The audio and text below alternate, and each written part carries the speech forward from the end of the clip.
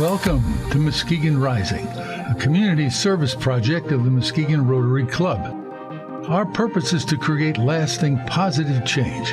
We've been doing that here since 1916. So, let's get started. Hello, and welcome to Muskegon Rising. I am Emily Morgenstern, your host for this episode, and I am honored to have Marisela Sierra here from Navarro's Mexican Takeout. Thank you. I'm so excited to be here with you guys. So Mari, let's start off. Tell us a little bit about yourself. I am Muskegon born and raised, right here at Hockley Hospital. I graduated from Orchard View. I grew up at Navarro's, so Navarro's has been family owned and operated long before my time. And I grew up in the kitchen and was that kid who complained way too much about being there. And my mom really encouraged me to follow my dreams, whatever I wanted to do. So I went off to school. I graduated from Aquinas College in Grand Rapids. Got my first big girl job in the Grand Rapids area and started planting my own roots there. And I was pretty confident that I was never going to move back to Muskegon. Like if you would have bet me my bottom dollar, I would have said, absolutely not. I'm never moving home. But then things changed. My mom passed from leukemia in 2020. And at that time, it was about deciding whether or not to continue with our family business. And I was actually very hesitant at the beginning. I was like, nope, I want to retire from my current job. I want to stay here. I love having benefits and profit sharing. But my husband said that we had to give it a try. My mom worked so hard to keep the business going. So in 2021 is when we reopened after her passing. And I'm officially a Muskegon. I live here again. I'm a resident, and I've just been so happy to move back and to be raising my kids here. It's been a full circle journey, but I'm so happy that this is the way that things have worked out. Well, we are so happy that you are back here in Muskegon. Thank you. So let's talk a little bit about the history of Navarro's. So your grandparents started it. Yes. 1978, right? Yeah. So you're third generation owner. I am. So let's talk about a little bit how Navarro's looked back when your grandparents opened it. So back in the 70s, there wasn't a lot. Muskegon looked very different. Muskegon is so diverse and it's becoming so culturally rich. But in the 70s, there wasn't a lot of places for people to find staples for a Mexican kitchen. So they opened a grocery store. So produce, meat, my grandparents were music lovers, so they sold cassettes and records. This was way before me, so I've heard stories of they sold alcohol back then too. But the hot food that started there was tamales. So tamales have been a staple of Navarro since the 70s. As you said, I'm third generation owner. So when my mom grew up, she graduated from Muskegon Catholic. She decided college wasn't for her. So she actually purchased the business from my grandparents when she was just 18 years old. It's a part of her story that I never really appreciated until now, because how do you run a business when you were just 18 years, you're a kid still when you're 18 years old? But she transitioned from grocery and some hot food to completely takeout, only hot food in the 90s. So it's changed so much. And she injected some personality into it. And now that I'm there, I'm injecting some of my personality into it. So it's changed drastically. All right. So Mari, your story about being from here, growing up here, and wanting to move away and not come back. I have a similar story like that, and a lot of people do. So walk me through, now that you're back here, what are your thoughts? I mean, obviously, with your mom's passing, you're carrying on her legacy as well as your grandmother's. So just tell me a little bit about that change of heart that you had. Muskegon looks so different from when I left. So I left straight out of high school. So that was in 2008. Back then, the only thing that was interesting to me about living in Muskegon was being so close to the water. So in the summertime, I worked at JCPenney when I was in college, and I would leave my JCPenney job at the mall and go straight to the beach. And that was the only thing that I thought was remotely interesting about living here. But now I'm excited to invite my friends to come see me. Our downtown has completely changed. I'm just so excited to show my Grand Rapids friends, like, you guys have never had Scribs. Like, we need to try Scribs pizza. And like Navarro's, I'm so proud to say, is like a staple. So many people who have moved away, they come and see me when they come see their family. And I'm so honored to be on the same level as Scribs Pizza. Like, it makes me so happy. So it's just, things have changed and they're continuing to grow. And there's this just new energy amongst people my age who are excited to be here and excited to see it grow and excited for the next 5 years. I've been seeing some images like that were in the news about what Muskegon might look like in 5 years, and it's incredible. And I'm so excited that I'm already here. Like, I don't have to think about moving back home in 5 years. I'm here and I get to experience this change. It's exciting. You definitely can feel the next generation is taking over the reins in our community. So let's talk about, you and your husband Felix, you've owned Navarro's now for 3 years. So talk about some of the changes that you guys have made since reopening. I can't believe that 3 years have gone by this fast. I feel like I blinked and here we are 3 years later. But when we took over Navarro's, we just very much picked up the ball and kept running with it. So nothing changed. Like, when we reopened, we wanted people to have the confidence in our brand and our product. So when we reopened 3 years ago, literally nothing changed. So same containers, like same prices. Like, I was like, I want people to know it's still us. But in those 3 years, my confidence in the brand and myself as a business owner has changed. So we have a website. So like we didn't have a website. Yeah. We have online ordering. Online ordering. Super convenient. Yeah. So online ordering. Not too long ago, you could Google Mexican food in Muskegon and we wouldn't even show up. Being that we've been serving this community for almost 50 years, you would think we would show up, but we didn't. There's just so many things that I'm proud of that we've accomplished in these 3 years. And just getting outside of our community. So Muskegon Heights is our home, and we are what we are because of the residents of Muskegon Heights. 3 generations of owners have been there, but 3-4 generations of customers have been coming to us. And it's beautiful, but we also need to continue to grow. So it's been about connecting with people outside of our bubble and our loyal customers and getting them to try us and become repeat customers. And so just trying different things. And it's so satisfying to me when I meet someone for the first time and they finally come in, and like, we have a new customer who she recently tried us and has been in once a week since then. And she's like, and I don't think I'm going to stop. I'm addicted. And I'm just like, oh, thank you so much. And so it's just been about bringing Navarro's to this century because we've just very much been a mom and pop shop for so long. I love that you're still serving that dedicated customer base that, your grandparents and your mom continued. But I also think, to be honest, I grew up here in Muskegon area, but I didn't know about Navarro's until I met you probably a couple of years ago. Yeah. Because I feel like you've done a really good job about catering as well. Yeah. And also networking. So it's really exciting to see a new generation of customers. And talking about that, because I feel like you're everywhere. I can't go to a community event and not run into you, which I love because I always love seeing you and talking with you. Talk to me a little bit about your previous experience. You were in finance, correct? I was, yeah. How has that experience helped you now as a small business owner? Man, that is actually probably one of my weaknesses as a business owner, is the finances. And like, that's been my struggle. And it's a generational struggle. My mom especially was a wonderful business owner. Like, she would come in, she would know your family, your kids, your order. And like, she did a wonderful job of like communicating how the kids were, me and my brother, how we were doing. So like, as we've taken over, I try to tell customers our story and they're like, we already know, like, your mom kept us up to date. But when it came to like managing her business, she was the worst, like the absolute worst.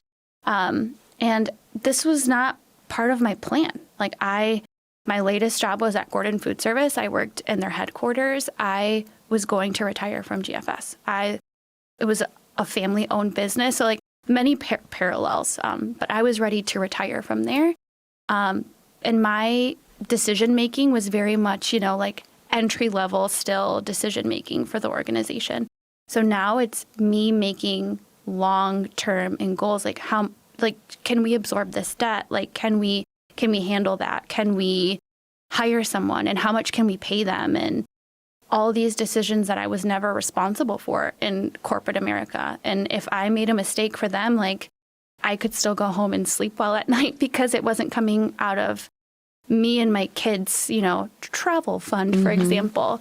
So it's been a learning process. But I think those same strengths that my mom had are a lot of the strengths that I had, like just building connections with people and just getting to know our community. But the community involvement goes beyond my mom. My grandmother was a Rotarian. She was passionate about Muskegon. She was passionate about the Latino community, and she did really amazing things for this community and was always, I think you see me a lot, like my grandma was literally everywhere. So I think these things that they have, the beautiful parts of them, those are the parts that I've gotten, and those are the parts that I enjoy flexing the most. Yeah, so I know your grandma was definitely involved really deep into the entire Muskegon County community. And I don't know about you, but growing up here, because my grandparents were involved, my parents were involved, they'd be like, oh, you're Roger's daughter or you're Richard's granddaughter. And it's like, no, I'm Emily. Like, I'm me. And it wasn't until probably a couple years ago I realized, I was like, I'm so thankful that I had family that was so involved and so loved and well respected in the community. So I don't know if you've had any similar things where you're trying to be Mari, but then also have that respect and that gratitude towards your family. I'm so thankful, especially to my grandmother, for the stepping stones that she laid out, not just for me, but for all Latinos in Muskegon County. But it is a little bit like really big shoes to fill, because people of her generation, when they meet me, exactly, they're like, oh yeah, you're Connie's daughter. And of course we know you. We know the Navarro name. Of course, of course, of course. And then they go on to list all the boards that she sat on. And they're numerous, and I know I'm going to leave out some, so I won't even try. And they're like, well, you are going to do that, aren't you? But I think the world in which she operated in looks so different than the world that I operate in. Especially in Latino households, there was big families and lots of support. And that's just not my story. I have 2 small kids who, similarly to me, spend way too much time at the restaurant. But I don't have a ton of siblings. I don't have a ton of family. So my time is limited. It's at the restaurant or with them. So boards and all these other events, it can be really hard to juggle. So I don't feel like I'm living up to her legacy quite yet. I used to say when I grow up, and now I say when my kids grow up, then I'm hopeful to be able to do even more. I do. Well, I know that both your grandmother and your mother would be so proud of everything you're doing right now. But I agree. I think with our generation, we saw our grandparents and our parents so busy. And now we're like, hey, let's find that work-life balance that they were trying to find. And I do think it's so important. I mean, first and foremost, you're a mother and a wife, and you're a business owner. And I think you're doing so much justice to your family's legacy as that business owner. Thank you. But also as that mother and that wife. And I think it's important. It's okay to say no, because I feel like, I'm 28, and I feel like I said yes, yes, yes when I moved back to Muskegon when I was 22. And now I'm finally in that position where I can be more strategic about the time and the energy that I'm spending, while also still contributing to that greater community that obviously both hold dear in our hearts. Yeah, I agree with you so much. When I came back I wasn't living here yet, but when I came back as a business owner to Muskegon, anytime anyone asked me for anything, the answer was yes. Like, yep, I can absolutely do that for you. Yes, I will make time to do that. Yep, you need me to do this? Yes. And I found myself burnt out in less than a year. It was just very overwhelming. And people kept making comments to me like, oh, you're doing this and you're doing that. And I see you everywhere. And like, how do you do it? And like, but no one had taken the time to ask me, are you happy? No one. None of my close friends, no one. They were just like, wow, you're so amazing. And had never taken the time to ask me how I was doing as a person and if I was happy. And I met a woman, she's a leadership coach. And when she approached me, I was like, what does she see? Like, I must be a dumpster fire. Like, why does she think I need to be coached? And I met with her out of professional courtesy initially. And she looked at me and asked me straight in the eyes, are you happy right now? And I started crying. I was like, no, I'm not happy. I'm overworked. I'm overwhelmed. And so we took some time to work together. So I hired her. We started working together in a coaching relationship. And her main goal for me was to identify my values. So peel everything else apart and tell me, for Mari, what is important for you? And growing up in a Latina household, it's God and your family. And that's just how I was raised, and it was ingrained in me. But she wanted me to look beyond that, beyond what was instilled in me and what truly mattered to me. So it wasn't my extended family. It wasn't my cousins, my grandparents, what my parents were going to think about me. She helped me realize that what was most important to me was my kids and my husband, and everything else outside of that. And didn't matter as long as it was them. That was the most important. So we created this roadmap of saying, does this opportunity align with your values? And that was what helped me be more strategic about saying yes and saying no, because I had this checklist in the back of my pocket to say, does this align with my values? And this align with my goals for my business? And if one of those was no, then I couldn't accept it anymore. So it wasn't about saying yes all the time and just being happy, bubbly Mari and overworking myself all the time. It was about, does this make sense for my business and does this make sense for my family? So I feel like I got off on a tangent. Emily, I don't remember the original question. I think that's so important because I had a similar, it wasn't with a life coach, it was with a therapist. So my mom passed away in 21. And I feel like I was just so involved with like work, but outside of work.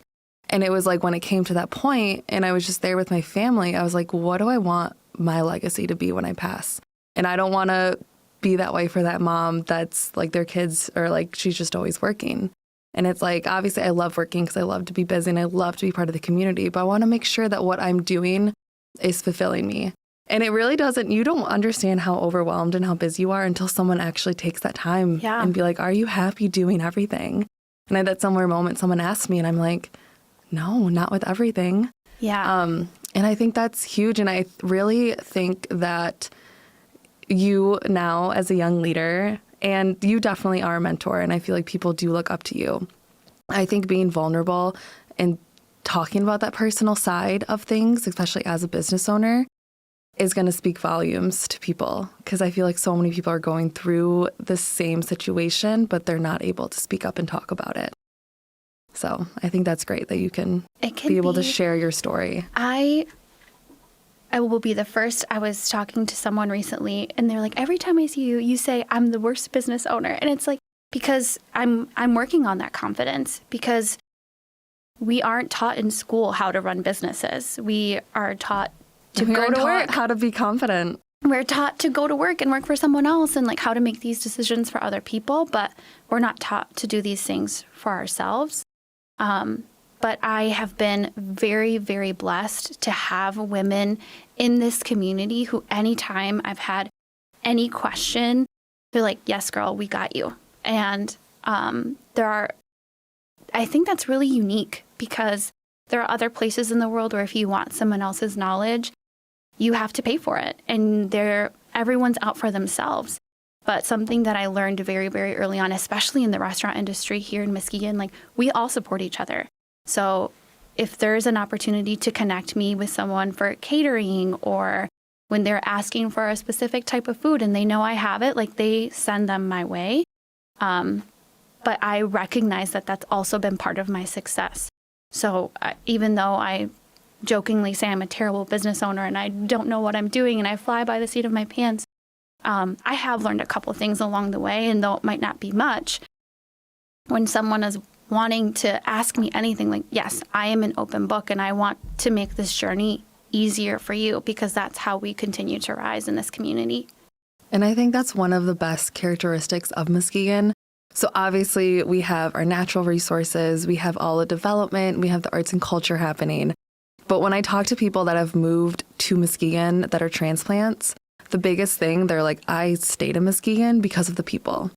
And I think Muskegon's so good at taking in people. And I think that we work together so great, and it doesn't matter. And Rotary's great for that too. We have people from all walks of life that are part of Rotary, but are able and willing to assist, especially the next generation. I love seeing the elders in our community want to help us younger people. And I think that's just, you can't really advertise that, you know? You have to really experience it for yourself. And I think that's what sets Muskegon apart from the other lakeshore communities, that they might have the same things, but it's our people, I think, that care for one another. It's been, I say weird for lack of a better word, like moving home, because when I lived in Grand Rapids, I would go grocery shopping and I wouldn't run into a single soul. And now here I can't go anywhere without like, oh, hey, how are you? So we are growing, but we still are very much a small community. And my husband is not a Muskegon native. He's not a Michigan native. So we spent a lot of his adult life in Grand Rapids. But now that he's here, I thought it was going to be a hard transition for him. And he's like, I love it here. And I'm like, what? And he's like, for the same reasons that you just said, like, and because of like the small community, same thing, like running into people, he's like, we're building community here, and it's so much easier to build community here. And people know who we are and know who our kids are, and it's wild to see him enjoy living here so much. And I thought it was going to be like such a weird transition, and he's in love with Muskegon. I love that. And I think those are things that we take for granted growing up in Muskegon. Because, I'd go to Meyer with my mom, and we'd go in for 2 things. It'd turn into a 2-hour trip because we'd run into everyone and their mother. And then I lived in Chicago, I lived in Grand Rapids. I loved going out, specifically grocery shopping, not running into people. Yeah. But it's definitely, it's so great. And I'll have friends that will come and visit, and we'll go out. And of course, I'm like talking to everyone. And they love that because they don't have that where they live. And I think it's so important, especially raising kids in that type of environment, knowing that you have people around you, whether they're just acquaintances, that really care about you. And for the kids, I'm so excited because we've not lived so close to the water before. I jinxed it for winter. I said we were going to go sledding 3 times. This winter was not kind to us. We only made it out once. And we've made a family goal to make it to the beach at least 5 times. We're trying to make it an achievable goal because we're so busy all of the time. So I'm so excited. Like I said, I'm Muskegon born and raised. I had never been to Muskegon State Park. And I just, on a whim, took the kids, I was like, let's go check out this Muskegon State Park. And I fell in love. We, as a family, would always go to Traverse City. When we lived in Grand Rapids, if we wanted to just quick be by the water, we would go up to Traverse and drive through Sleeping Bear. And I'm so happy that I don't have to make that drive this year. I just get to go. It's a 5-10 minute drive. I just get to go to Muskegon State Park. And the other day, like you said, finding those things that we value and that we love, and working with my coach, being by the water makes me happy. And so whenever I was feeling sad, I would drag the family up to Traverse just so I could be by the water. And a couple times this year, I've gotten to drop the kids off at school, grab a coffee, and just go sit at Muskegon State Park and just be in nature and be alone with my thoughts and enjoy some coffee. And it's so beautiful that I get to do that. And I only get to do that because I live here. It's definitely, I'm the same way. Whenever I need to clear my head, I go by the water. Yes. And it brings me peace. I love it. So we talked about, obviously there's a lot of exciting things happening in Muskegon, a lot of development, and it is going to look different in 5 years. But I do think what's so important about, or special about Muskegon, is the different small businesses that add to our character. So how do you see, obviously we know what's on the horizon for Muskegon. How do you see Navarro's being a small business, you being a small business owner, fitting into that picture? I think as Muskegon continues to grow, part of my challenge is to continue to find those people who have lived here their entire lives and have never heard of us. So for me, it's been more a challenge in education and marketing, and I've been having a lot of fun. So part of my job for this year, or a challenge to myself, has been blogging. So I've been posting a weekly, quick little read for our customers and to help us get in front of new and fresh eyes. Beyond that, it's been about exploring maybe a new home for Navarro's or a second location. It's not something that we're super heavily pursuing, but we have thank God, have continued to grow year over year since it's been under my ownership. And anyone who's been to Navarro's knows that it's tiny. It's very small. I don't think it was ever intended to be a restaurant. Our back of the house is like a food truck. So imagine all of the delicious food that you get out of Navarro's is coming out of a kitchen that's no bigger than a food truck. And it served us well, and we continued to work and crank out really great food. But I am hoping that in the next 5 years that kitchen isn't going to serve us anymore and that we will need some more leg room. And I think that's great because obviously that building is so special, but I feel like it's so important you're growing the business and when that opportunity arises. So obviously you're not actively looking, but if that opportunity arises, you'll seize it. That's the plan. All right, Mari, do you have any advice to anyone, whether they're just starting their business now or they're thinking of owning their own business? Any advice to give them? I think my biggest piece of advice is don't be afraid to ask questions. When I started this journey, I reached out to another woman of color who owned multiple businesses, and I just needed to have a sounding board because I was getting ready to leave my corporate job to take on this new adventure that I had no idea what it was going to look like as a mother. And this woman seemed to have it all, have her businesses, her kids looked so happy, she looked so happy. And my biggest question was, how are you doing this? How are you making this happen? And how can I take this leap? And she graciously accepted my coffee invitation. And we got to sit down, and she spoke words of wisdom into me and poured up herself into me and led me to where we are now. So don't be afraid to ask those questions. Don't be afraid to reach out if you see someone who you think has it all, to say, hey, how are you doing this? Like I said, that's one of the most beautiful parts of Muskegon is that so many of us are willing and open and ready to help you. So reach out, ask those questions. And we have so many champions in this community that I don't think we would have anywhere else. So I think that's something else just to be really prepared for, is that when you're ready to take that leap, you are already going to have so many champions who want to see you succeed, and they're going to be part of that success. Yeah. And I think that's great. Everyone's so concerned. Obviously, we need to always support our small businesses, but I do think Muskegon is such a great community to keep our small businesses alive and thriving, even with the development that's down the road. Because that's that makes us unique. And I think people that will be moving here in the next few years will find those small businesses and fall in love with them just like we have growing up here. All right. Well, thank you, Mari. Thank you. So guys. I do encourage, if you have not had Navarro's, their food is delicious. Thank you. And if you stop in there, I love the plaque that has the history from when it was started by your grandparents and your mother being an owner. Thank you. So I think it's I love that plaque. And I hope that wherever, if you guys move to next, that'll be there as well. Yes. Absolutely.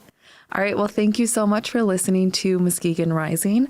And we look forward to connecting with you guys on the next episode.